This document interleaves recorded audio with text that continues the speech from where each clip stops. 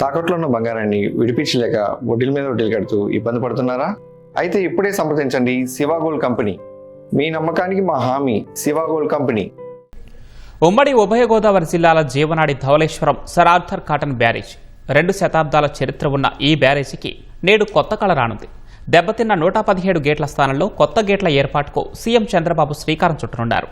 భావితరాలకు భరోసా ఇచ్చేందుకు అత్యాధునిక హంగులతో వీటిని రూపొందించనున్నారు. Dowleswaram sir Arthur Cotton project Godavari రైతు గుండె చప్పుడు.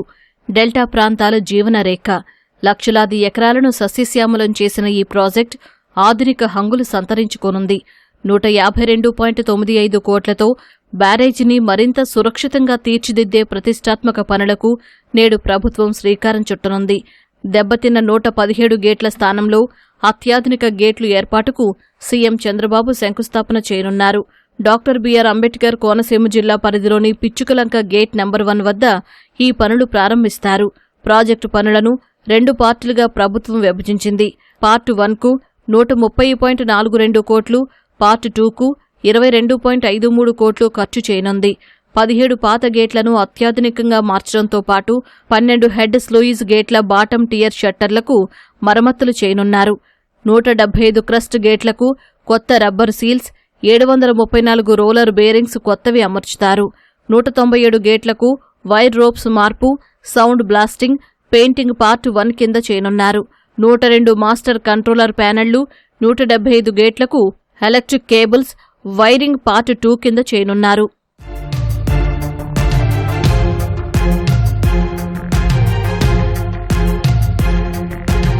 నిరంతర వినియోగం, భారీ వరదల ఒత్తిడి వల్ల ధవళేశ్వరం ప్రాజెక్టుకు ఆధునికీకరణ అవసరమని నిపుణుల కమిటీ సూచించింది. దీంతో 2014లో అప్పటి టీడీపీ ప్రభుత్వం ఆధునికీకరణకు శ్రీకారం చుట్టింది. ప్రాజెక్టుకు చేపట్టాల్సిన పనులకు రూపకల్పన చేసి శరవేగంగా పూర్తి చేసింది. బ్యారేజీలో అప్పటికే దెబ్బతిన్న 58 గేట్లకు 31.77 కోట్లతో మరమ్మతులు చేసింది. తదుపరి అధికారంలోకి వచ్చిన వైసీపీ ప్రభుత్వం ప్రాజెక్టు పనులను కొనసాగించకపోగా నిర్వహణకు పైసా నిధులు ఇవ్వలేదు. దీంతో దెబ్బతిన్న గేట్ల నుంచి సాగునీరు సముద్రం పాలైంది. ఫలితంగా చివరి ఆయకట్టు రైతులకు సాగునీరు అందక రైతులు అనేక కష్టాలు పడ్డారు. 5 సంవత్సరాల వేసమెత్తు కూడా ఈ యొక్క ధవళేశ్వరం బ్యారేజీ గేట్ల గురించి ఆలోచన చేయలే ఆ రోజు గొడ్డల పార్టీ. ఇవాళ లక్షలాది మంది ప్రజలు మంచినీళ్లు తాగుతున్నాము గోదావరి జిల్లాల్లో అంటే అది ధవళేశ్వరం బ్యారేజీ. అటువంటి ధవళేశ్వరం బ్యారేజీ గేట్లు ప్రమాదంగా ఉన్నాయని చెబితే చెవికెక్కనటువంటి జగన్ గోదావరి జిల్లాలో తిరిగేటువంటి అర్హత ఆయనకు ఉందా అని చెప్పి మేము ప్రశ్నిస్తూ ఉన్నాం. ఈ యొక్క ధవళేశ్వరం బ్యారేజీకి ₹1 ఎందుకు కేటాయించాల? ఈవేళ గోదావరి జిల్లా ప్రజలకి ఈవేళ గొడ్డల పార్టీ నాయకుడు ఈవేళ క్షమాపణలు చెప్పవలసిన అవసరం ఉంది. ఈవేళ వెంటిలేటర్ మీద ఆర్థిక స్థితి ఉన్నా కూడా ఒక్కొక్క పని పూర్తి చేసుకుంటూ ఉన్నాం. బ్యారేజీ గేట్ల పునర్నిర్మాణాన్ని ఈ పనులన్నీ కూడా 1 ఇయర్ లోపల కంప్లీట్ చేసి నెక్స్ట్ సీజన్ కల్లా గోదావరి జిల్లా రైతాంగానికి ఒక భద్రత, ఒక భరోసా కూటమి ప్రభుత్వం ఇవ్వాలని చెప్పి నిర్ణయించుకుంది. ప్రాజెక్టుకు గేట్లు అమర్చే పనులను ప్రభుత్వం బెకం సంస్థకు అప్పగించింది. గతంలో ప్రకాశం బ్యారేజీ వద్ద బోట్లు ఢీకొట్టి దెబ్బతిన్న గేట్లను మార్చడం సహా పలు సాగునీటి ప్రాజెక్టుల గేట్ల ఏర్పాటును సమర్థంగా చేశారని ఈ సంస్థకు పేరుంది.